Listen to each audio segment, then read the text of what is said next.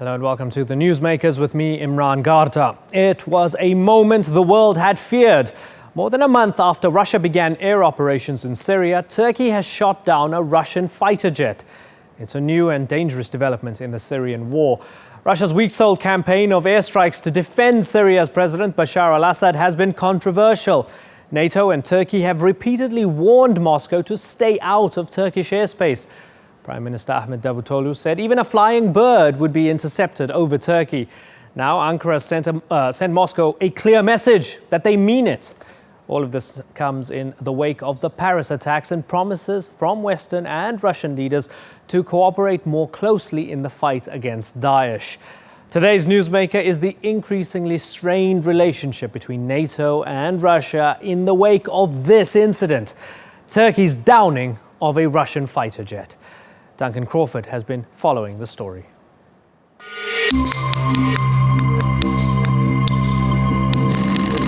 A Russian jet falling to the ground in northern Syria that Turkey says it shot down.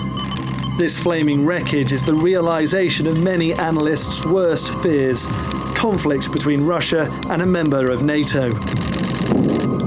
In shaky video footage, one parachute floats to the ground. Then two can be seen. Both Russian pilots managed to eject from the plane. There have been warnings this kind of incident could happen after Russia began air operations over Syria in late September. Turkey shot down a Syrian fighter jet last year and last month accused Russia of violating its airspace. This time, the Turkish military says it's taken action. The downed plane is an Su-24 fighter jet which was flying close to the Turkey-Syria border near Hatay province. Turkey says the plane violated Turkish airspace and ignored 10 warnings in 5 minutes before being shot down by 2 Turkish F-16s. At first, the Russian Defense Ministry said its plane never entered Turkish airspace, that ground fire shot it out the skies. But Russian President Putin later said the plane was shot down by Turkish jets. The incident complicates a precarious diplomatic and military situation. Russian helicopters have been searching for the pilots. The plane is understood to have come down in Syrian territory, Russia's first serious loss since its air campaign in Syria began. Today's tragic event will have significant consequences, including for the relations between Russia and Turkey. Everyone should know that whoever violates our airspace, despite the continuous warnings and the declarations of engagement rules, it is our international right to take any precautions against it.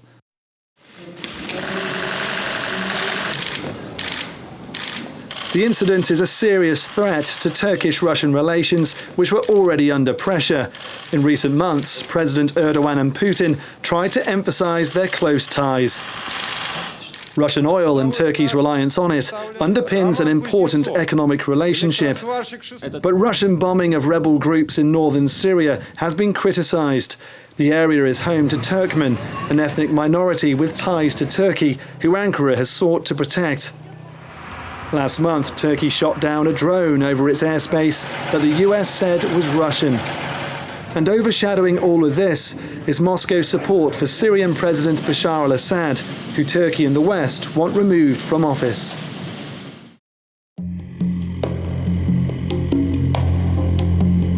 The dangers of Syria's overcrowded skies were already apparent. Russia's described the shooting down of its plane as very serious. As for NATO, it's granted Turkey's request and called for an emergency meeting. Duncan Crawford, The Newsmakers. Well, the incident is the first downing of a Russian or Soviet plane by a NATO member since the 1950s.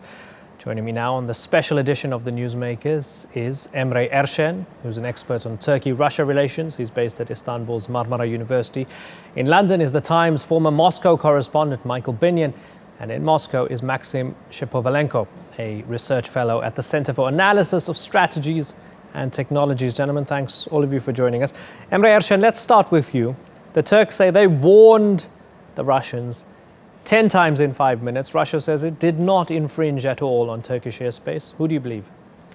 Well, I think definitely we're talking about a very important crisis between Turkey and Russia, especially in the last few years, and even maybe since the end of the Cold War period. And I think in this regard, the situation is going to get worse, especially if we take a look at what Putin and Lavrov are about to say about Turkish-Russian relations in the future. Do you think it was intentional? Or maybe a misunderstanding and a mistake? Well, I think Russia was already concerned about, was already very aware of Turkey's concerns regarding the Syrian crisis, but I don't think they expected such a harsh military response from Turkey up until now. And I think that's also very clear if you take a look at Putin's statement today. He said he sees this as a stab in the back, and he believes that it's going to have important implications for Turkish-Russian relations and its future. So basically, whether it's intentional or not, it's very clear that we are in the middle of a very significant crisis between the two countries in the last few years. Let's ask our guest in Moscow, Maxim Shapovalenko. When Vladimir Putin said this was a stab in the back, as Emre alluded to, stab in the back by associates of terrorism, and he also said that Turkey supports ISIS. Is he just angry, or does he really believe this? No one here in Moscow believes that this was a sort of spontaneous action. If we're speaking about deliberate, I would be saying not about deliberate incursion into the Turkish airspace, but rather about deliberate ambush staged by the Turkish air forces against the Russian airplane operating in the Syrian airspace. Why do you think it was And a deliberate ambush? With regard to the accidents, that's what we call patrolling, staying on an air patrol and waiting for the target to appear. That's a target of opportunity, so to say. And I think that the incident today reminds me very much of the downing of the Russian, that time Soviet, airplane in Afghanistan back in 1988. This was piloted by Air Regiment Commander Colonel Rutskoy, who later became the Vice President of Russia under the Yeltsin administration. That was done in a similar way. The plane was operating closer to the Afghan and Pakistani border, and it was shot down by a pair of Pakistani F-16s. So the picture is more or less the same. Are you concerned as we believe it? Are you concerned with the rhetoric that's coming out of the Kremlin right now? No, I think it was rather, so to say, downplayed. It was downplayed? Stab in the back by associates of terrorism, yes, Turkey supports ISIS, Putin G20 members support ISIS. How is that being downplaying the incident? Yes, I think that's sort of downplaying so far. Wow. That's not the most harsh words to be found for that sort of things. Michael Binyan, in all your years, have you seen something this dangerous between Turkey and Russia? Not between those two countries, but I've seen similar incidents that are almost as dangerous. Yes, I've seen similar incidents. Don't forget, the Russians shot down a Korean passenger civilian plane, and everybody was killed in that, and that was said to be violating Russian airspace. These things do happen. I'm personally not convinced that the Russians knew that they were violating airspace, but I do think if they were violating it, they didn't really care. In the end, my judgment is the same as the famous French statesman. It's worse than a crime, it's a blunder. It was a mistake on both sides, and it has certainly complicated relations. I don't think Russia is going to ramp this up as much as they could do. I rather agree with our Moscow colleague there, but I do think the future looks pretty difficult for the moment. There's a theory that Vladimir Putin is a perpetual line stepper or line crosser, Michael Binyan. Do you think this could possibly have been one of those where test the waters, see if there's a response? It could have been, yes. Yes, it could have been. That is a theory, and he has line-stepped many times in Ukraine, and he's tested things just to the point to see at which point, the other side will react. It is clearly a matter that's going to escalate relations between Turkey and Russia. I don't think it will escalate relations between NATO and Russia. And of course, the difficult thing is, will this mean that the proposed working together with France is now in jeopardy because France, after all, is a NATO member. I think it's a bilateral question rather than a question of Putin trying to test NATO's responses. It's more testing Turkish responses. Yeah, we're going to expand on it in just a few moments' time and look at the NATO aspect of all of this, which makes it infinitely more interesting. Coming back to Emre here in studio, Russian Foreign Minister Lavrov is not coming to Turkey anymore. He was supposed to come to Turkey for a meeting in Ankara. How do you read that? Well, I think it's a very recent news story that Lavrov cancelled his visit to Turkey. And I think it's an important message given by Moscow to Turkey. Because up until now, especially in the last decade, the Turkish-Russian relations have developed very remarkably in political, economic, and social spheres. And I think one of the greatest strengths of the Turkish-Russian relations up until now was to at least keep their regional differences at some point when it came to trade and energy. So Lavrov's cancellation of this visit shows us that the Russian side is actually taking this incident very seriously. So I don't agree with the other speaker that Putin and Lavrov actually don't mean a direct response to Turkey. I think their perception of Turkey is about to change because of this incident, and Lavrov actually gave that message by cancelling his visit to Turkey. Yeah. Maxim Shapovalenko, when the Turkish Prime Minister Ahmet Davutoglu last week summoned the Russian ambassador, spoke about the Russian incursions on the border, particularly the bombing campaign on the Turkmen villages and communities on the border. He called it barbaric. He said there'll be serious consequences. I wonder, to try and contextualize everything that built up to this incident today, how seriously was that taken in Moscow, those words of the Turkish Prime Minister Ahmet Davutoglu? Here in Moscow, we believe that one can speak about opposition to Bashar al-Assad only in the political and electoral context. People with weapons are considered to be not opposition, but rather rebels or militants, whom we are dealing with, supporting the legitimate government of Syria. Yeah, but the official position from the Kremlin is that Moscow is bombing Daesh or bombing ISIS. Daesh isn't in Latakia, in that particular area. So why is Russia there? We are speaking not about Daesh, the Islamic State itself. Yeah, we are speaking about other militant groups which are more or less connected to Daesh, and we consider them to be sort of interconnected and cooperating with each other. And as I put it earlier... Yes. Please, sorry, I thought you were yes, done. As Please finish your sentence. It is not an opposition. Yes. Yeah. I mean, as I put it earlier, it is not an opposition in the political sense of that word. These are militants, and only the legitimate government has the privilege of using the weapon as a sort of instrument, political instrument. So, not again, the I ask you the opposition, question again. When the Turkish Prime Minister Ahmet Davutoglu last week criticized Russia for bombing Turkmen villages on the border with Turkey, called it barbaric, said there would be serious consequences, did the Kremlin take that into account very seriously? Did it see that as an act of provocation? We never spoke about bombing the villages. And that was, I think, worded very clearly and carefully by the both Russian politicians and the Minister of Defense. So therefore, we discarded these accusations as irrelevant. Okay.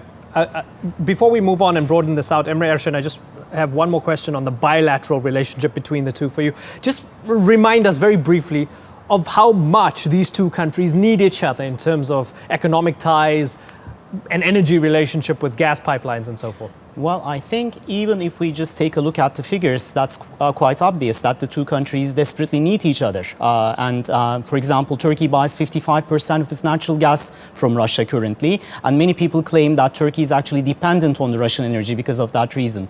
And more importantly, Russia is one of Turkey's main trade partners. I think the trade volume bilaterally between the two countries is more than $30 billion right now. And also, Russia is currently building Turkey's nuclear plant, first nuclear plant, and it's a huge huge investment for the Turkish government, for the Russian government. They already invested more than $3 billion up until now. So it's very clear that the two countries desperately need each other. And despite their political and regional problems, I believe, because we have to keep in mind that next month Erdogan and Putin will also be meeting. I mean, they were supposed to meet. I'm not sure if that meeting is going to take place, but that is a meeting to be held within the framework of the High-Level Cooperation Council, which is still the most important political platform between the two countries. So I believe the two countries will at least try to focus on their bilateral advantages and the benefits of this relationship. Okay, Emre, thanks ever so much for that. Maxim and Michael, do stay where you are. Let's broaden this out now. So where now for Russia and NATO? Just a week after a global call to work together in the fight against Daesh, a NATO member has shot a Russian plane out of the sky. Those are the facts. Russia has been testing the patience of NATO and its allies in recent years, according to NATO.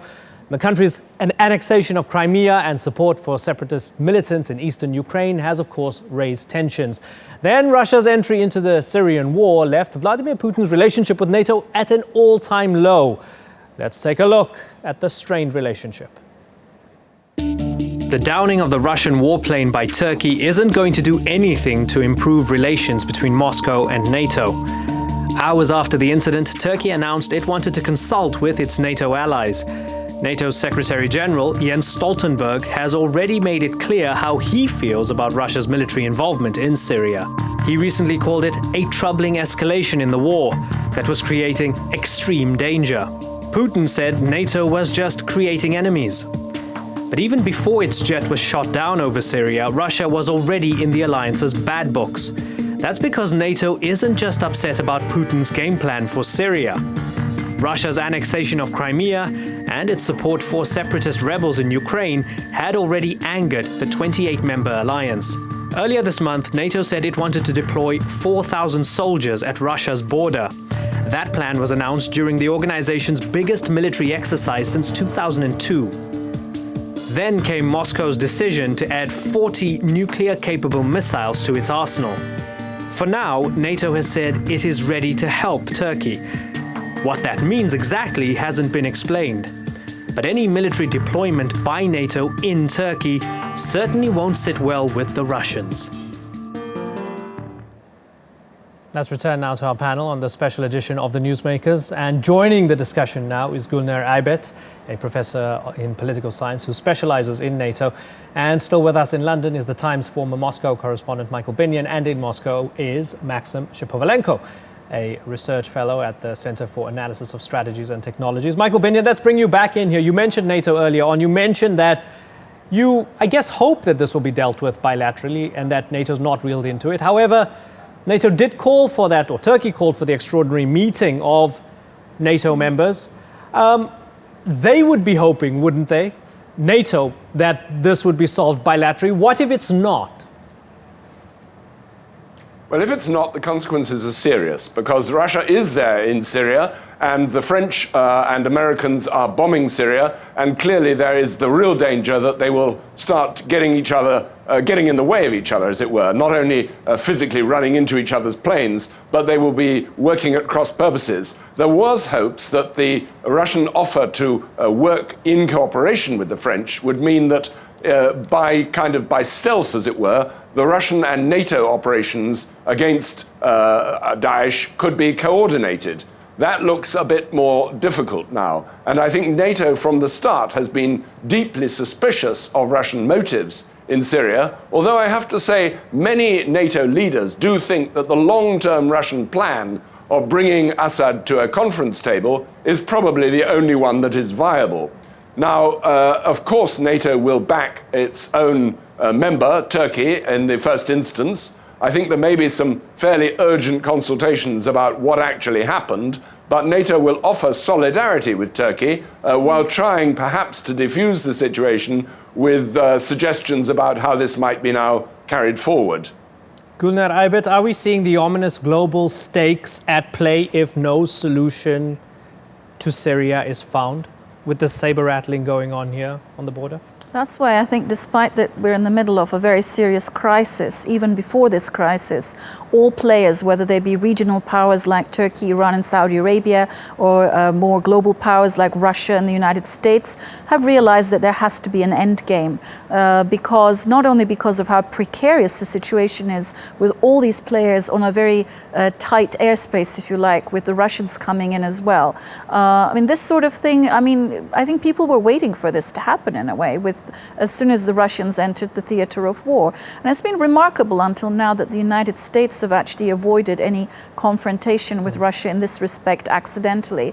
But the rules of engagement with which Turkey operated under were also very clear, and the Russians knew about that. So, but I think overall there is some hope that cool heads might prevail. Like Michael Binion said, I think NATO will try to diffuse this within the framework of this Article 4 type meeting that was called by Turkey today, which is for crisis management, to see what can be done for both sides to step down.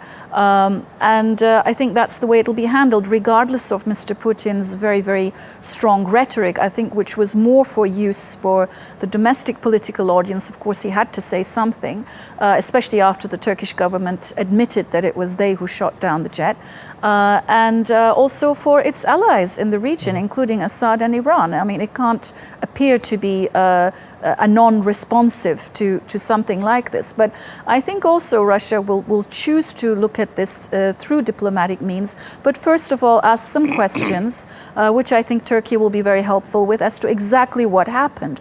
And then we'll have to take it from there. I mean, these things do happen, but like I said, it's remarkable that it hasn't happened so far, given that the Russians have chosen to demonstrate their air power in a very dangerous theater of war in a way that they couldn't, say, over the Ukraine crisis. They're facing a two-front crisis at the moment, so they will also be assessing how to deal with that. Maxim, will the Russians be rethinking their approach to both Syria and maybe even Ukraine, given that one would think that they don't want to get into a direct confrontation with NATO and the invocation of Article 5, collective defense, Russia versus the world? The Russians don't want that, do they? We never considered these sort of things to be within the context of NATO-Russia relationship. So this was done on a bilateral basis, and the response will be done also on bilateral basis. NATO has nothing to do with that. Even with due regard that Turkey is a member of NATO, but I don't believe into a strong military standoff between Russia and NATO. And I think that the Russian response will be rather asymmetrical. It will be not on the military field, but rather on economic and political and security things, regional security things.